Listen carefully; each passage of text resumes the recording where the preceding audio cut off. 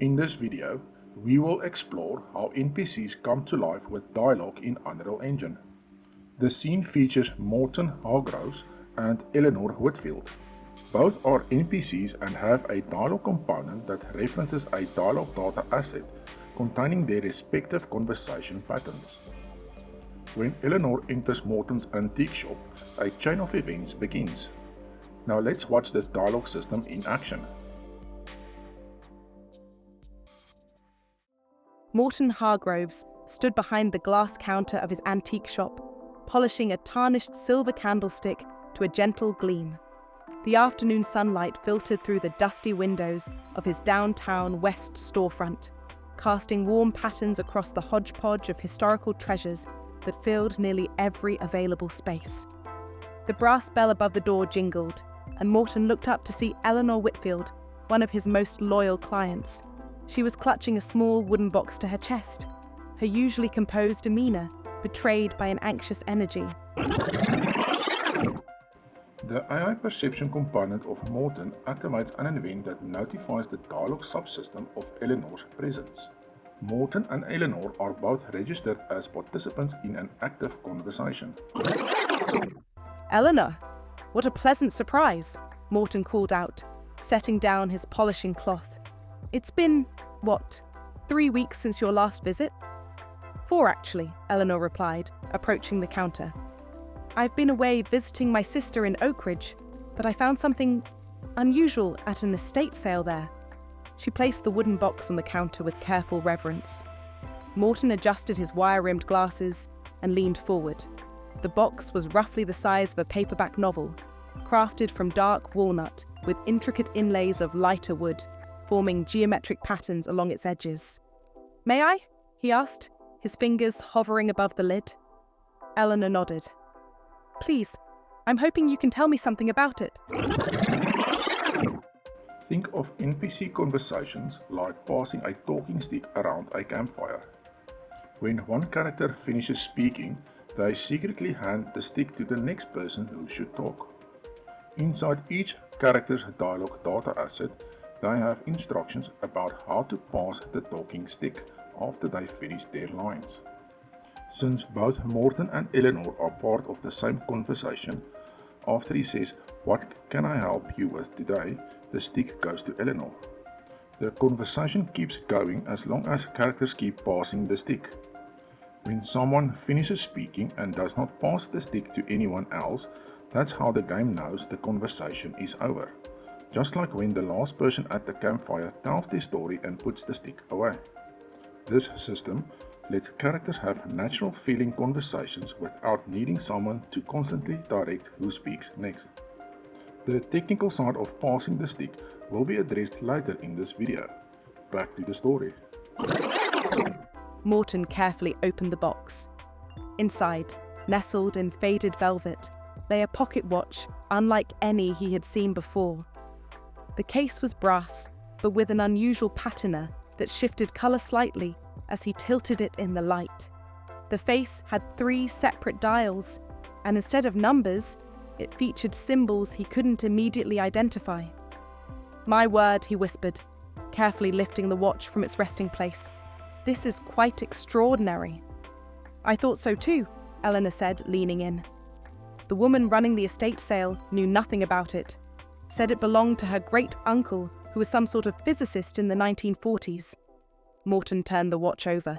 The back was engraved with a series of concentric circles and what appeared to be equations. "The craftsmanship is remarkable," he said. "These engravings, they're not merely decorative, they appear to be mathematical formulas." He glanced up at Eleanor. "Did you try to wind it?" "I did," she admitted, "but nothing happened. I'm not even sure it's meant to be a functional timepiece." Morton reached beneath the counter and produced a jeweler's loop. He examined the watch more closely, his brow furrowing in concentration. "Eleanor, I believe what you have here is connected to the Kronos project." "The what?" Each NPC has a dialogue component referencing a dialogue data asset. The dialogue data asset contains an array of dialogue entries. Each dialogue entry consists of the dialogue text and gameplay tags. The dialogue system functions through a chain of gameplay tag references. When NPC A speaks, it broadcasts the active dialogue entry response tag to the dialogue subsystem. If NPC B has a dialogue entry with a matching trigger tag, that entry becomes active and NPC B speaks next. The cycle continues until an NPC's dialogue entry has an empty response tag, indicating the end of the conversation chain. This is all managed by the dialogue subsystem, but more on that later. Morton set down the loop and looked at her with newfound excitement.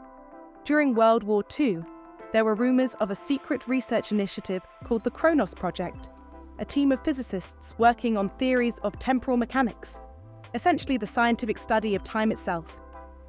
You're saying this watch has something to do with time travel? Eleanor asked skeptically. Morton chuckled. No, nothing quite so fanciful. But there were serious scientific inquiries into the nature of time. Einstein's work had revolutionized our understanding, and there were those who believed time could be, well, not manipulated exactly, but perhaps measured in new ways. He gestured to the 3 dials. See how these are arranged? My guess is that this was designed to track multiple time measurements simultaneously, perhaps standard time, sidereal time, and something else entirely. Eleanor frowned. But why the strange symbols instead of numbers? That, Morton said, is the real mystery. These don't correspond to any numerical system I recognize.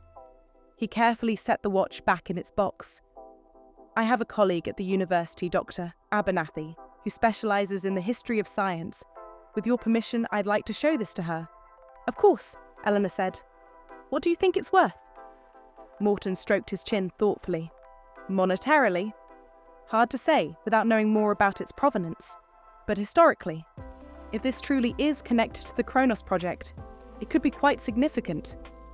Eleanor smiled. I thought you might find it interesting. That's why I brought it straight to you. You know me too well, Morton admitted with a warm smile.